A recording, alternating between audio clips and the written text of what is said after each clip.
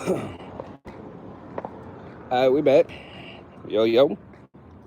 Yeah, y'all can actually see me in the light. Very rare shadow stroll occurrence. Very rare. So I always be walking in the dark, usually. Not for long, because I'm finna walk away from this location. Alright. I'm gonna cut over here.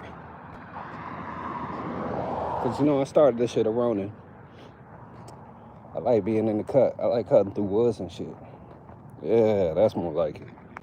Yeah. Let me get even further into the darkness. Triple blackness. Alright, so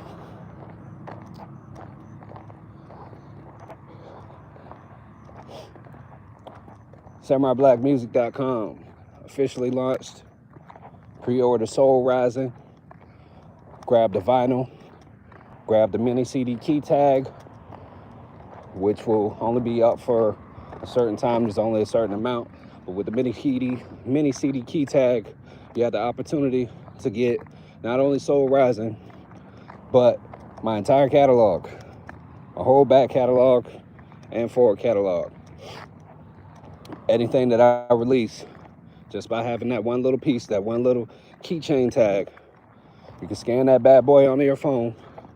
If I drop a new album or a new single, you'll have it instantly. SamuraiBlackMusic.com. Got merch. We have some hoodies, t-shirts, duffel bags, all up fire. Got some frame posters. Got some steel paintings steel plate paintings about to load soon. All that kind of stuff. It's lit. So yeah, check it out. Every single song and every single album on my what's the shit called?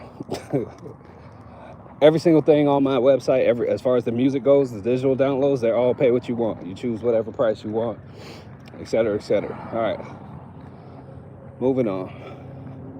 Out of the darkness into the light. Hopefully it don't get too noisy out here with the vehicles. But, so the last live I was talking about,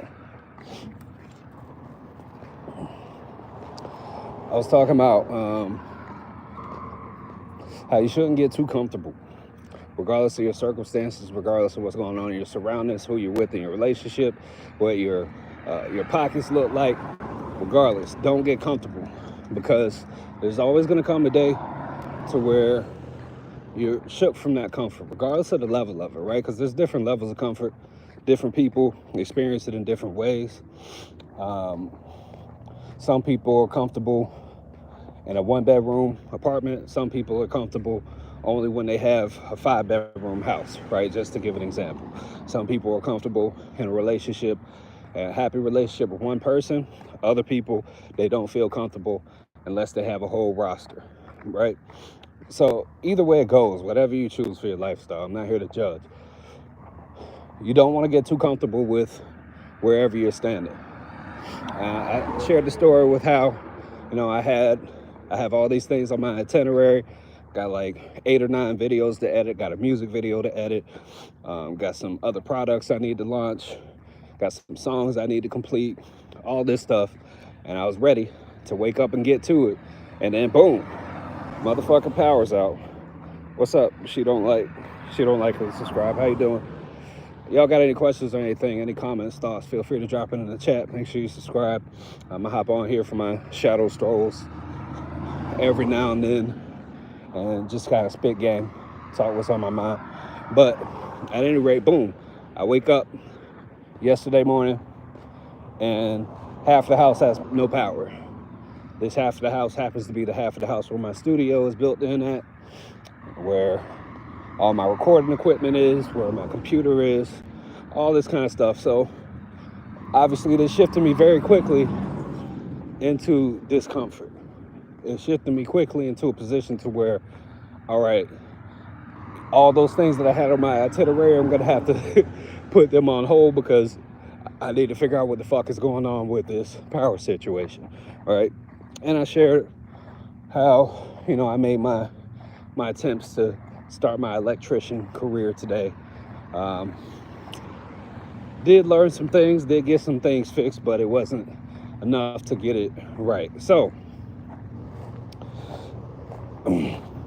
just like I said in the title, you know you done fucked up, right? I fucked up because I allowed myself to get comfortable, right? I allowed myself, even though I'm nowhere near where my end objective is set, or even just my objective for this summer, or whatever.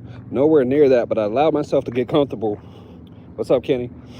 And this was an error, right? It's an error on my part. First part is acknowledging this, that you made an error in getting comfortable. So now what do you do from that position, right? From that position, you're like, uh-oh, I made an error. I fucked up. I thought shit was smooth. It's not sweet. Shit ain't sweet no more. Okay, what do I do, right? Then at that point, you have to really, first of all, you have to look very clearly down at your own feet, look up, look at the mirror, see exactly where you are. See where you are, right? And this is something that me, myself, I have a bit of, I don't want to say I have a bit of trouble with, but I spend a lot of time, as some would say, with my head in the clouds. I spend a lot of time calculating several steps in the future. I know how to get present. I know how to get very present.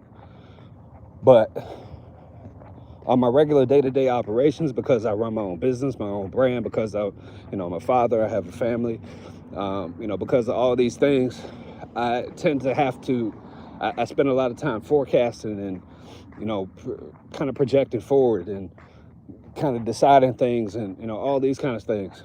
So it takes a real conscious shift to get back into gear with what's actually present, right? So then, okay, cool. So then you gotta get present, right? Then from there, you create a plan, right? You're gonna have to create a new plan, a new way to go about it. All right, this happened. Now, I need to figure out how to solve this specific problem and this problem only, right? And as you start to hone in on it, as you start to focus, and you say, okay, maybe you put a pen to paper, or maybe you just sit and think, which is, I did the latter this time. I just sat and think. My wife was looking at me thinking that something was wrong, or I was angry or something like that, but I was literally just, I'm sitting there in my mind. I'm sitting there in a chair, but in my mind, I'm running all around the house, doing all these different things, running around the house in my mind, plugging this thing in here, that thing. Is that a car on the side? Who the fuck parks like that? Anyway, goofy. Yeah, in my mind, I'm running all over the place. In my mind, I'm grabbing my tools and, I'm tinkering with this and tinkering with that and unscrewing this and got my wire trimmers and all this stuff. I'm doing all this in my mind before I even grabbed any of my tools, right? Creating this plan of how I was going about it, visualizing, seeing how I was going to solve the problem. And guess what? So the following morning, when it's, appropriate for me to go ahead and do so, because I wasn't going to do all this electrical work in the dark and shit, have my family sitting there in the heat, all that kind of stuff, because you got to turn the breaker off. So in the morning, all right, cool. Now I got a plan. I get the tools I need, hit up Lowe's, grab all that shit. And now I go ahead and apply it. And guess what? That plan failed. I figured some things out. I was able to complete some things that I hadn't completed before, but I didn't achieve the objective. I didn't complete the objective. Thanks, AMURAI. Be safe, bro. God bless. God bless you too. Appreciate you. So, do I allow myself to get frustrated? No, because now it's getting to the point to where, like I was saying earlier, when you are dealing with a problem that you may be unfamiliar with or is outside of your normal realm of experience, you more or less want to expect that the first thing you try is going to fail. until you get acclimated with it, until you start building a skill set with it. Unless you get lucky, you might get lucky, or you might just have super laser focus, right? You might just be a fucking sniper of problems. And I can make this, I can analogize this to a shooting range. I remember when my brother took me shooting before he left the country. You know, he spent a few years in the U.S. Army infantry, so he knows his way around a rifle and a pistol. Definitely not the type of dude you want to get into a shootout with. But anyway, I remember when he took me shooting, it was my first time holding a gun in a little while. Not gonna say a super long time, first time in a while. It was definitely my first time in a firing range in a long time. And first shot, boom, bullseye, right? As soon as I grabbed it, lined up my sights, pow, right? That might happen sometimes, not thinking about it. But what happened after that was all over the fucking place. So, this is why it's more important, if you're trying to solve a problem that you haven't solved before, to, regardless of the circumstances, the reason why I made that first shot, the reason why I missed the subsequent shots afterwards, the reason why I wasn't able to solve the specific problem that I had today with this fucking power issue, all of them are the same reason. Why? It's because of my level of centeredness, right? My level of being centered, in the center.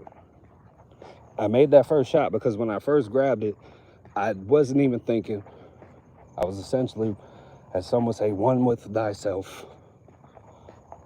And my eyes were looking at the target, boom, fire, hit the target. It was easy because I wasn't thinking. After that, I started missing shots because then I was thinking. Then I was trying to measure up to what I did the first time, right? Then I'm like, damn, why did I miss the second time? All right, let me get it right. Boom, damn, I missed it again, right? All the while, the body starts to, and the mind starts to develop these little frustration giblets, these fragments of frustration. That's fire. I should make that a song. It starts developing these little fragments of frustration, and they'll knock you off course. Right? You'll have a little bit too much cortisol, stress hormone, fire in your brain through your body for that moment for you to stay level. Right? So it's a matter of centering yourself. And relating this to what my problem was today with this power issue, in this particular instance, because it's a bit different of a circumstance. It's something that doesn't just affect me. It affects my wife, affects my children, it affects my work, all these kind of things. In this instance, I look at what's happening with it, and I already sat down and I expected things to not necessarily go my way the first time, right? Because it was an unknown problem. So I was already centered. I know it sounds counterintuitive. It may not make a whole lot of sense at face value. But it gets to a point to where when you've been through certain things, when you have certain experiences, you can kind of build a mindset to where you're ready for trouble, you're ready for the battle, you're ready for the war, anywhere, anytime, any arena, any realm of human endeavor. And when you have this readiness, when you're willing to not just pick up your sword, but pick up a knife, pick up a gun, pick up a rock, pick up a pencil, pick up a keyboard, pick up a fucking screwdriver, whatever you need to succeed in the battle that you have in front of you. when you have this level of readiness to do this, it presents almost this state of like calm. It presents this near like tranquility, to where it's very hard to knock you off your square. Very difficult to.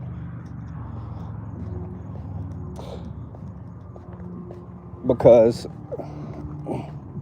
you're ready for anything at that point, right? So, damn, motorcycle speakers thumping. So, this is really what it comes down to, and why you don't want to get comfortable. If you're the type of person who, hold on, I'm gonna have to cross the street. These fools out here. Hold up.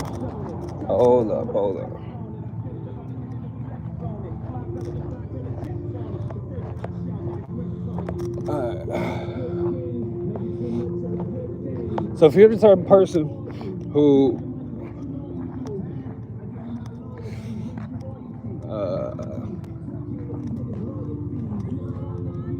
gets comfortable with being uncomfortable, if you're the type of person who is ready to not be ready, if that makes sense, you're willing to take on difficult tasks and difficult situations and difficult things, regardless of what tools that you have at hand, it puts you in a position to be able to solve a lot more problems. It puts you in a space to where you can actually resolve certain things that you may have not thought or expected that you could,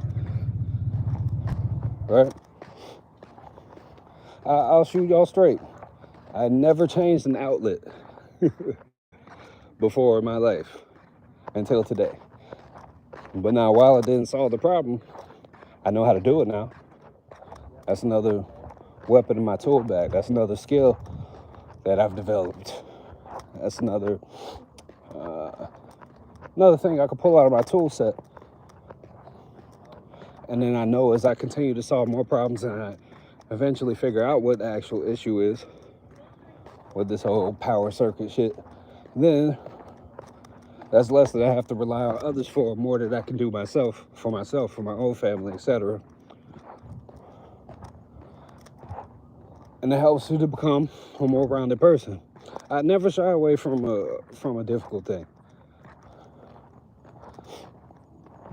If you read the Book of Five Rings, Go no Show by Miyamoto Musashi, the greatest samurai that ever lived, 62 duels to the death, never lost, died in a mountain, in a cave, in his 60s, passed on his precepts and his life philosophy to his apprentice while on his deathbed in there.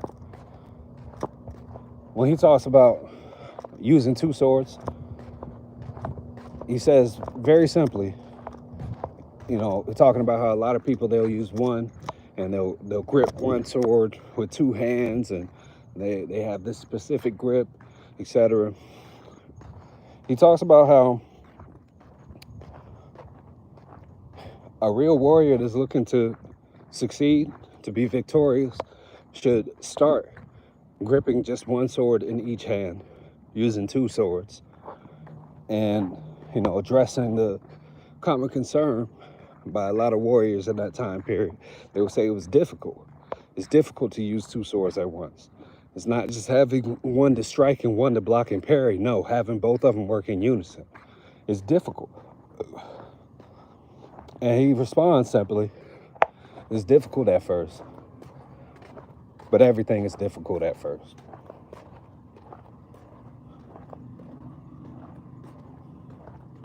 It's difficult at first to learn a new skill, but everything is difficult at first. It's difficult at first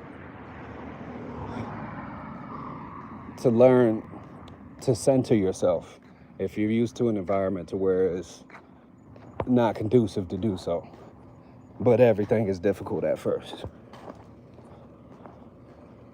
It's difficult at first to focus on righteousness and positivity and uplifting those around you if no one's uplifting you, or that's how you feel at least. But everything is difficult at first. You see what I'm saying? And the same man that's saying this became not only the greatest warrior that ever lived, but also left behind him a legacy and a school of swordplay, in which to this day, like I've watched literally to this day within the last few years. Mind you, he was alive in the 15 and 1600s. I think he died in 1645. I've watched people that come from his school, that learn from his specific school of Kendo, Niten Ichiryu, that completely dominate others of other schools. So there's obviously a superior way of going about things. It's not the weapon. It's not the tool. Right? I didn't have any grip pliers, but I was still able to get it done. It's the willingness to face that adversity, that difficulty, and see the problem become a solution. I'm gonna say that again because my battery about to die. I might have just lost it. It's the willingness to face that adversity and see the problem become a solution. That's it. All right. Thank y'all for tuning in. Make sure you subscribe, like the video, share it. SamuraiBlackMusic.com. Go shop some merch. Pre-order Soul Rising. Grab some things. Buy some songs. Peace. I do so.